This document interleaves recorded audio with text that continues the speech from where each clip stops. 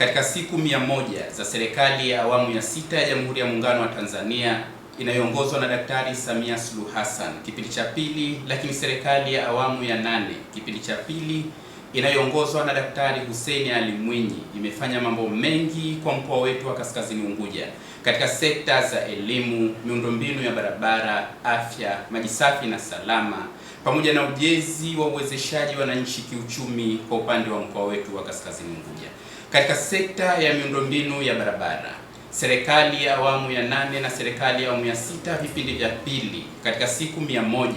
imejenga jumla ya barabara 8 kwa mkoa wote, ikiwemo barabara ya Khamisi Abbas Pangatupu Bumbwini yenye urefu wa kilomita 8 yenye gharama ya shilingi bilioni 6.053, barabara ya Miwani Zingwezingwe Pangatupu Bumbwini yenye urefu wa kilomita 7.6 yenye gharama ya shilingi bilioni 5.75, barabara za Kitope Kidimni inayounganisha mkoa wa Kaskazini Unguja na mkoa wa Kusini Unguja, barabara ya Kitope kwa Mturuki, barabara ya Chechele Pangatupu, barabara ya Miwani, barabara ya Mwanakombo Pangatupu Bumbwini, barabara ya wilayani Gamba wilaya Kaskazini A ambayo inaenda moja kwa moja katika skuli ya sekondari ya Ramadhan Haji, pamoja na barabara nyinginezo. Katika sekta ya afya, serikali ya awamu ya 6 ya Jamhuri ya Muungano wa Tanzania na serikali ya awamu ya 8 ya Zanzibar zimetekeleza miradi tofauti, ikiwemo ujenzi wa nyumba za madaktari uliopo Kaskazini B eneo la Pangatupu wenye gharama ya shilingi bilioni 3.7, lakini kama haitoshi imejenga zahanati au kituo cha afya kilichopo Kinduni wilaya Kaskazini B jimbo la Mahonda lenye gharama ya shilingi bilioni 4,926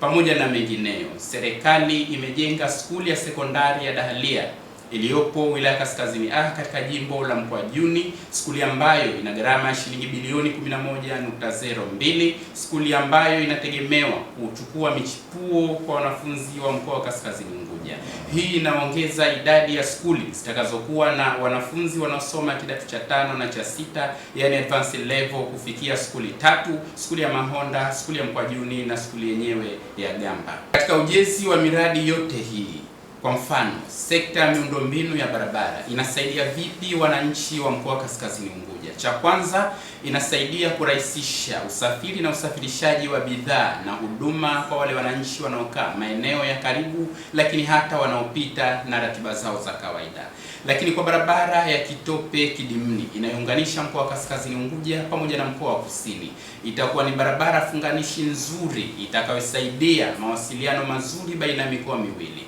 Itasafirisha bidhaa za mkoa wa Kaskazini Unguja na mkoa wa Kusini au vice versa. Zitasaidia kuongeza thamani ya ardhi kwa maeneo ambayo barabara zimepitia kwa wale wananchi. Wananchi wanategemea kunufaika na barabara hizi kwa ajili ya usafirishaji wa bidhaa zao, lakini hata kuanzisha biashara ndogo ndogo, kwa mfano uzinduzi wa maduka